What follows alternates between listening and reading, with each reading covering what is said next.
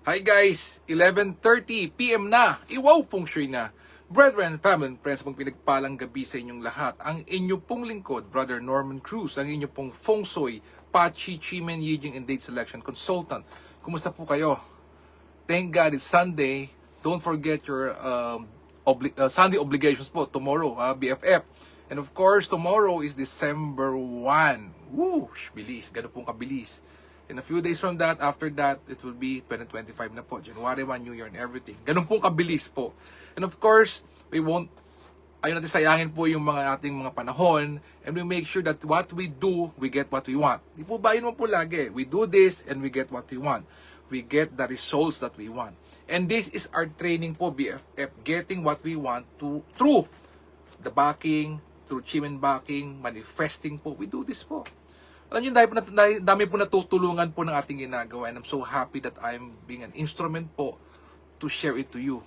The good news is, yung pong Tongshu, yung daily Tongshu natin, meron po tayo nun for 2025. Yung ding pong 365 days daily Chimen, meron na rin po tayo. Thank God, kompleto na po tayo. So, for 2025 BFF, magkakasama po tayo, and we will do this as much as we can every night. Every night. Para po, of course, we'll be guided to our prayers, our wish, our wants, and manifesting and meditation. Wow! Okay, let's start. December 1, tomorrow. It's labeled as the Earth Peak enters the Established Officer Day. So, Kuya Norman, Established Officer Day, ano po ba ang meron sa araw na yan? Okay. Wow, December 1. Sabi dito, suitable, making a donation. Tama-tama, Sunday Mass. Meeting friends, keeping a pet, visit a beautician, and fermentation is very much okay. Hi to Ma'am Annette, good evening po. Avoid natin, Ma'am Annette, tomorrow, getting married, assume a new post, renovation, groundbreaking, and submit tender. Of course, kaya naman po nating i-delay ito. But however, tomorrow, should you get married, and there we should assume a new post, we are to renovate, anong pangontra? Di po ba? Hi to Ate Chona, magandang gabi po sa'yo. So, tingnan po muna natin ang ating mga zodiac signs. Ang rat po ay average, ang ox not so good, tiger and rabbit very good, dragon is average, snake is not so good, horse is average, goat very good, monkey and rooster not so good, dog average, and pig very good. Ayan. Okay. So, kanina po nabanggit ko na, may mga unsuitable po na gagawin tomorrow. But syempre po, we are not in the business of delaying things. So, Kuya Norman, ang pangontra, ito, daily chimen natin. Okay. Daily chimen. Ayan. Okay, sabi dito. Says here, if you want to make amends, make peace, heart-to-heart talk, talikod sa south. If you want to create opportunities, ayan, and with the wisdom and the attract noble people, talikod ka naman sa north to southwest. For divine light and assistance, ito, gagamitin ko to, talikod sa northwest. May game changer to. And for emergency purposes, you can back to northwest and pray and wish po and do important things tomorrow. If you want the 10x being beautiful and handsome, talikod naman po sa east. So, Kuya Norman, anong gagamitin mo? May divine light, may divine intervention to, backing to northwest. Okay. Lagyan natin ng tokis, BFF, just in case. Some of you are new listeners, anong gagawin? So, nakaupo, now until 10:59 PM the next day, anytime. May Kuyang Melvin, good evening. Tomorrow, I'll ask Kevin na padala sa iyo yung ating napag-usapan, ha? Yung iyong stone na, Kuya Melvin. And balitaan tayo, Kuya Melvin, ha? And good evening sa iyo. Okay. So, gawan natin, Kuya Melvin, BFF ng Tokis. Okay. Divine intervention po ito eh. Whole day, ha?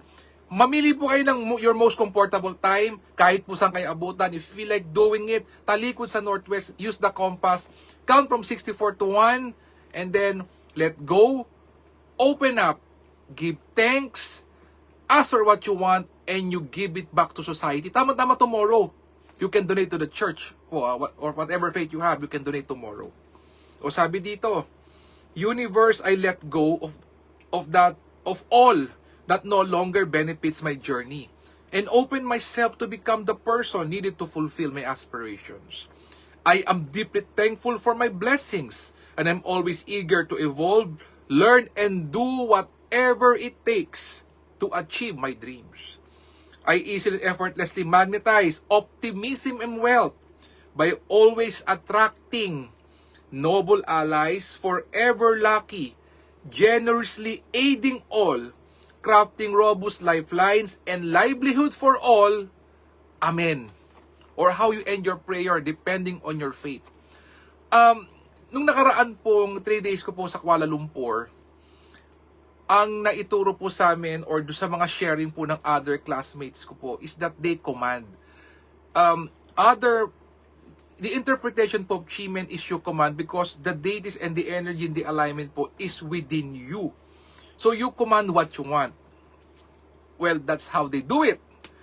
Ako po, it's more of me integrating the prayer po, up that there is a supreme being po up there, that we ask and pray for. Ako po yun I don't know. Sila po, they command their deities to give them what they want. But me, depende po depende po. So yun po, Northwest. So BFF Northwest. Now until 10:59 PM ng gabi bukas. So if you're listening this Sunday na to, nakaupo ka, magbilang ka ng 64 to 1. No mistake dapat. Nakatalikod ka na sa Northwest and then you let go. Lahat ng bad experiences mo, lahat ng mga taong nagpahirap o nagbigay sa'yo ng problema, lahat ng mga sad events, let go mo yan. Number 2, open up for new opportunities. New people that may come into your life. Tutulong sa'yo. Tutulungan kang bumangon. Tutulungan ka ulit makarecover. Welcome them. You open up, you visualize this. Ano ba yung ideal mo na yan? Na taong yan or situation. I-visualize mo na ini-enjoy mo na siya. Number 3, magpasalamat. Importante. Number 4, hingin mo yung gusto mo. I-visualize mo na i-enjoy mo na. You're already enjoying what you want and what you ask for. And number 5, given the chance, mag-donate ka. Be a blessing to others. Any form po. Online, church, blood donation, anything. Or maybe your skills, talents, and abilities, i-share mo sa tao para sila yung magkaroon ng wisdom to do whatever for them to succeed. I-share po natin.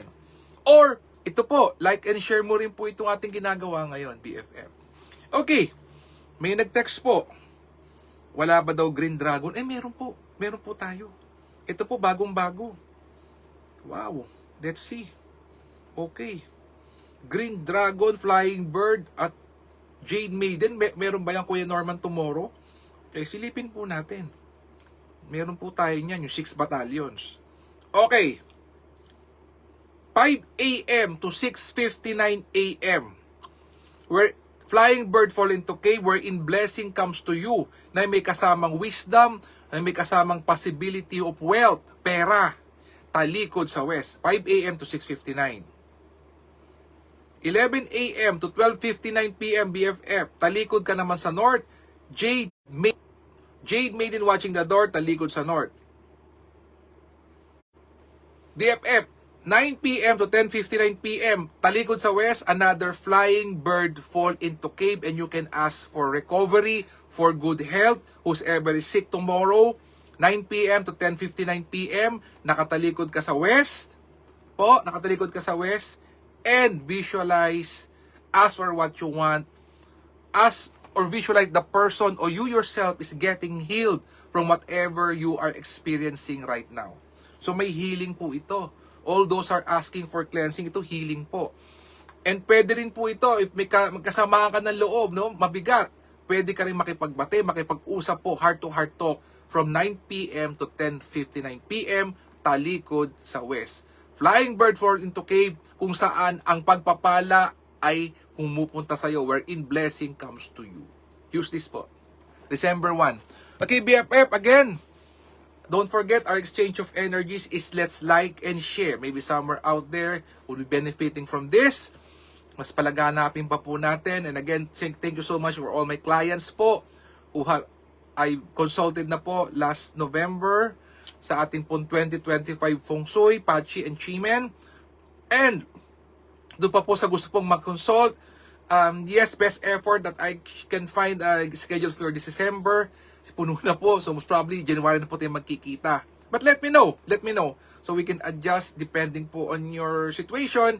Maybe we can do still something about it. Again, BFF, let us continuously pray for each other because we really don't know if one of us here is in the yin side of life, yang side of life, combination, pagdasal po natin ang bawat isa. Pangalawa po, let us pray for our leaders.